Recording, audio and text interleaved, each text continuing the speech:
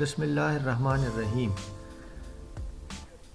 Dear viewers, آج ہم بات کریں گے ابراہم لنکن کے بارے میں. امریکہ کے ایک شعراء فاق اور بہت بڑے آدمی کے بارے میں ہم بات کریں گے. امریکہ کے 16ویں صدر Abraham Lincoln. with malice towards none and with charity towards all. آج دشمن سے کوئی پوچھ گچھ نہیں ہوگی اور سب کے لیے معافی ہے. یہ تاریخ ساز الفاظ ابراہم لنکن کے ہیں. یہ الفاظ انہوں نے تب کہے تھے جب انہوں نے اپنے دشمن یعنی جنوبی ریاستوں کے جرنیل کو شکست دی تھی اور تاریخ کے ایک بڑے مارکے یعنی سول وار میں فتح حاصل کی تھی. ابراہم لنکن فروری 1809 کو انڈیانا میں پیدا ہوئے. اس نے غریب گھر میں آنکھ کھولی. گزر بسر کے لیے کھیتی باڑی اور جسمانی مزدوری کرتے تھے. بچپن میں ابراہم لنکن کی سگی ماں فوت ہو گئی، لیکن غیر فطری طور پر سوتیلی ماں نے اس کے لیے ایک بہترین رول ادا کیا. سوتیلی ماں نے لنکن کے وکیل بننے کے ارمان کے لیے کافی مدد فراہم کی. ان دنوں میں کتاب خریدنا ہر کسی کے بس کی بات نہیں تھی. اس طرح لنکن بھی کتاب نہیں خرید سکتا تھا، لیکن اسے پڑھائی کا بہت شوق تھا. لنکن دریا کے اس پار ایک آدمی کے پاس جایا کرتا تھا. اس کے فارم میں اس کے لیے مزدوری کرتا تھا اور اس کے عوض وہ آدمی اس کو کتاب قرض کے طور پر دیتا تھا. لنکن عام بچوں کی طرح اسکول افورڈ نہیں کر سکتا تھا، لیکن اس کی اپنی مدد آپ پڑھائی جاری رہی.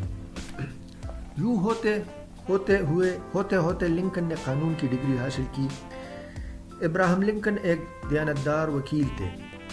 کبھی بھی ظالم کا کیس نہیں لڑتے تھے اور ہمیشہ مظلوم کا کیس لیتے تھے.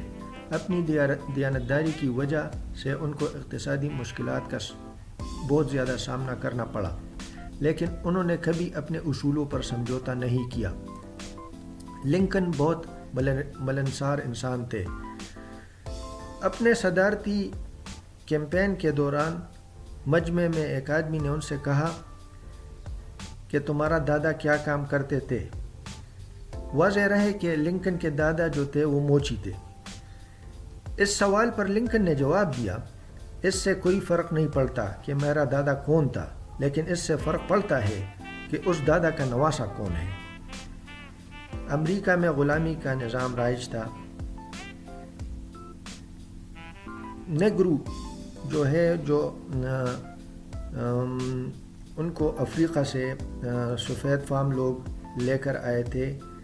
یہ 15ویں صدی کی بات ہے جو وہ لے کر آئے تھے جب امریکہ میں 1600 میں جو جیمز ٹاؤن بنا تھا. تو اس وقت سے سفید فام لوگ افریقہ سے کالوں کو لے کر آتے تھے اور ان کو غلام کی طرح رکھا جاتا تھا. ان سے کھیتی باڑی اور گھر کے کام کاج کیے جاتے تھے.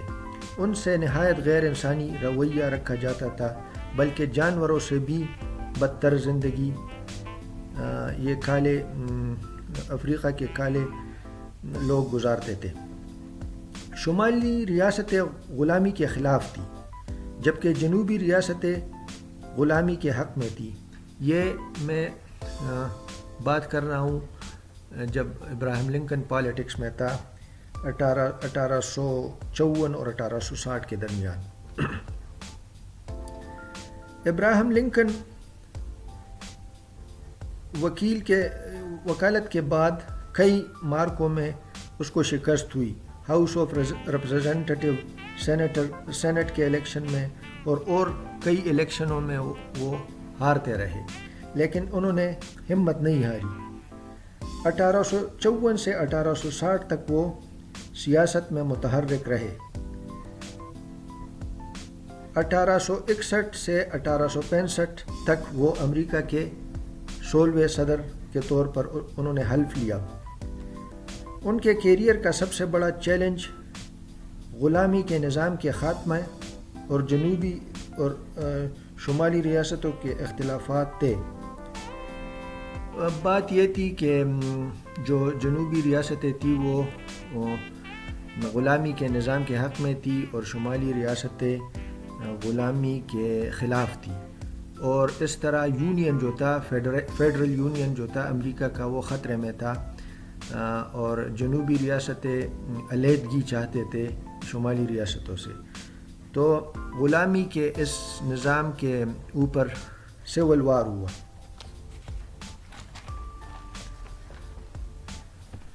یہ جنگ سول وار جو ہے تقریباً 5 سال یہ جاری رہا۔ اس جنگ کے دوران ابراہیم لنکن کو شدید مشکلات کا سامنا ہوا۔ وہ میدان جنگ میں بھی کئی مارکوں میں اس کو ہار ہو گئی۔ خود اس کے پارٹی کے عہدیداران نے ان کے خلاف آواز اٹھائی۔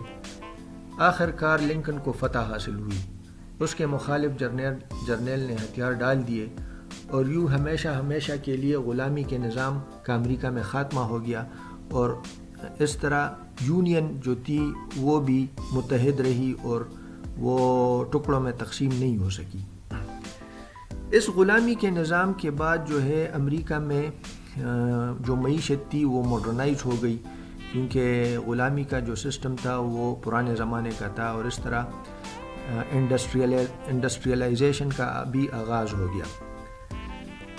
نظام تو ختم ہو گیا، لیکن مفاد پرست جنہیں غلاموں کی ضرورت تھی، یعنی جو شمالی ریاستیں جنوبی ریاستیں تھیں، وہ لنکن کے خلاف پیٹ پیچھے وہ برسر پیکار رہے۔ اپریل 1865 کو جان ولکس بوتھ نامی شخص نے لنکن کو گولی مار دی۔ لنکن اس وقت فورڈ تھیٹر میں ایک ڈرامہ دیکھ رہے تھے۔